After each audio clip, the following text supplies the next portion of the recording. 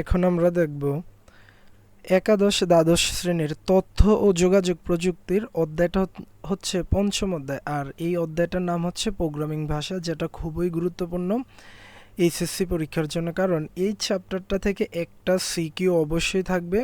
তাছাড়া আমাদের 6টা অধ্যায়ের মধ্যে এটা একটা অধ্যায়, সো এটা খুবই গুরুত্বপূর্ণ।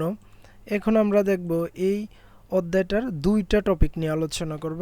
একটা হচ্ছে তোমার দেখো, প্রথমে হচ্ছে আমরা প্রোগ্রাম ডিবাগিং এবং আরেকটা হচ্ছে প্রোগ্রাম ডিজাইন মডেল। তাহলে এই দুইটা টপিক থেকে কিন্তু তোমার শর্ট কোশ্চেন এবং এমসিকিউর মধ্যে অবশ্যই থাকবে। তাহলে দেখো আমরা শুরু করি। দেখো, প্রোগ্রাম ডিবাগিংটা আসলে কি? প্রোগ্রামের ভুলকে বাগ বলে। তো আমরা যত কাজগুলাই করি না কেন, অবশ্যই এটার মধ্যে কিন্তু ভুল ত্রুটি হয়ে থাকে। আর আমরা যখন প্রোগ্রামের মধ্যে ভুল করব, সেটাকে বাগ বলে। প্রোগ্রামের ভুল ত্রুটি খুঁজে বের করা এবং সংশোধন করাকে ডিবাগিং বলে। তাহলে আমরা যত কাজ করি না কেন, এগুলোর মধ্যে অবশ্যই ভুল ত্রুটি হবে। আর এই ভুল ত্রুটি কিন্তু আমরা বের করি। তো আমরা যখন একটা প্রোগ্রামের মধ্যে ভুল করব, আর ওই ভুলগুলো যখন আমরা খুঁজে বের করব এবং সংশোধন করব, এই সমস্ত কার্যাবলীকে মূলত প্রোগ্রাম ডিবাগিং বলা হয়। তাহলে এখন দেখো, প্রোগ্রামে 3 ধরনের ভুল হতে পারে। কি কি ধরনের ভুল হতে পারে দেখো, একটা হচ্ছে ডেটা ভুল, একটা হচ্ছে যুক্তিগত ভুল এবং লাস্ট হচ্ছে সিনট্যাক্স ভুল। তাহলে আমাকে অবশ্যই মুখস্থ রাখতে হবে যে প্রোগ্রামের যত ভুল ত্রুটি থাকবে এইগুলো খুঁজে বের করা এবং সংশোধন করা হচ্ছে মূলত ডিবাগিং। আর ডিবাগিংটা হচ্ছে 3 ধরনের, একটা ডেটা ভুল, একটা যুক্তিগত ভুল এবং লাস্ট হচ্ছে সিনট্যাক্স ভুল। তাহলে ডেটা ভুলটা আসলে কি? এখানে দেখো, কম্পিউটারে ভুল ডেটা দিলে তাকে ডেটা ভুল বলে। যখন আমরা একটা প্রোগ্রাম তৈরি করব, যদি সেখানে আমরা ভুল ডেটা দিই, তাহলে সেটা হচ্ছে ডেটা ভুল। যেমন 50-এর স্থলে 05 টাইপ করা।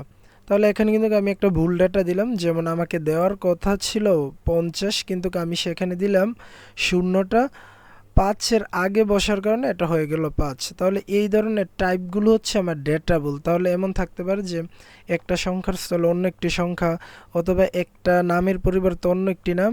এটা কোন ধরনের ভুল? তাহলে এটা আমরা দেব ডেটা ভুল।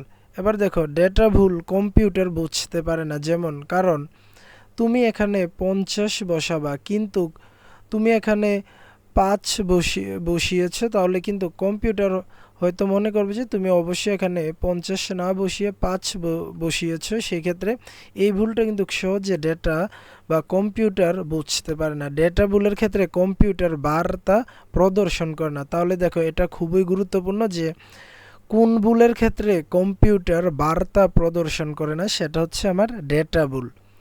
এখন দেখো, যুক্তিগত ভুল। তাহলে এখানে কিন্তু আমরা ডেটা ভুল অনেকগুলো এমসিকিউ পেলাম। কম্পিউটারে ভুল ডেটার মাধ্যমে আমরা ডেটা ভুল করে থাকি।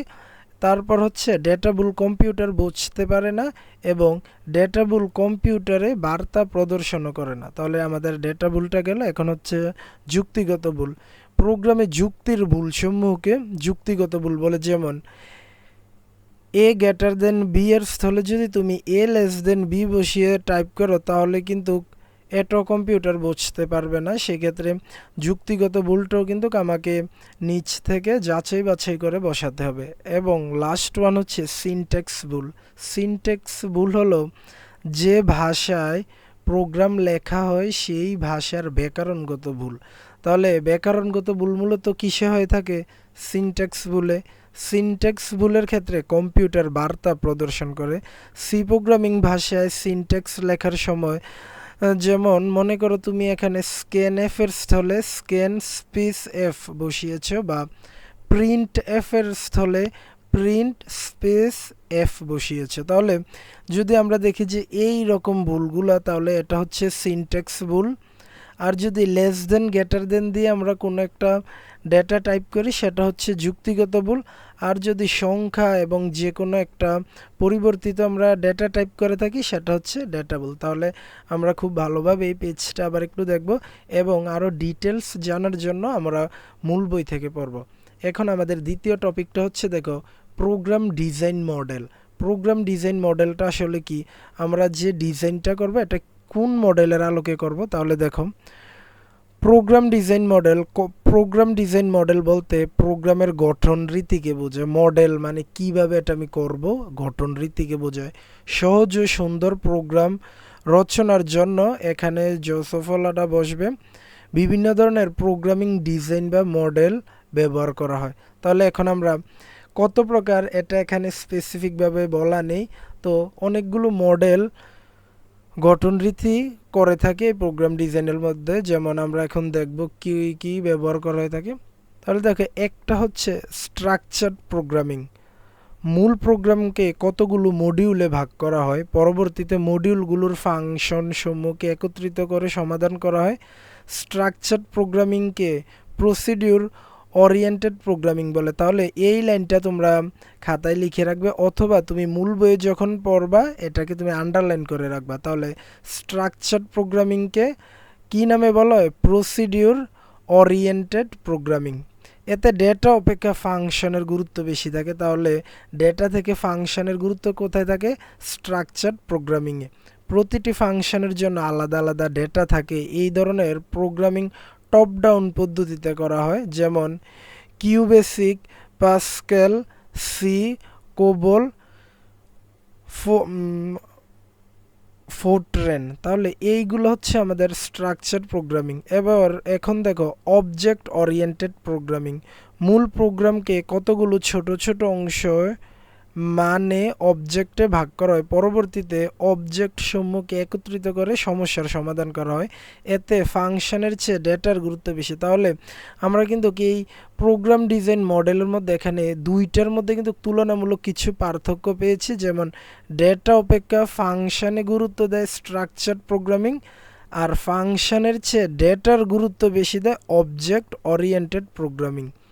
প্রতিটি অবজেক্টের জন্য ডেটা ও ফাংশনের সমন্বয়ে একটি একক ইউনিট থাকে। এ ধরনের প্রোগ্রামিং বটম আপ পদ্ধতিতে করা হয়। তাহলে স্ট্রাকচার প্রোগ্রামিং করা হয় টপ ডাউন পদ্ধতিতে, আর অবজেক্ট ওরিয়েন্টেড প্রোগ্রামিং করা হয় বটম আপ পদ্ধতিতে। উদাহরণস্বরূপ C++, Java, C#, Smalltalk, Ruby, PHP, Python, Perl, Visual Basic. তাহলে এইগুলো হচ্ছে আমার অবজেক্ট ওরিয়েন্টেড প্রোগ্রামিংয়ে ব্যবহৃত হয়।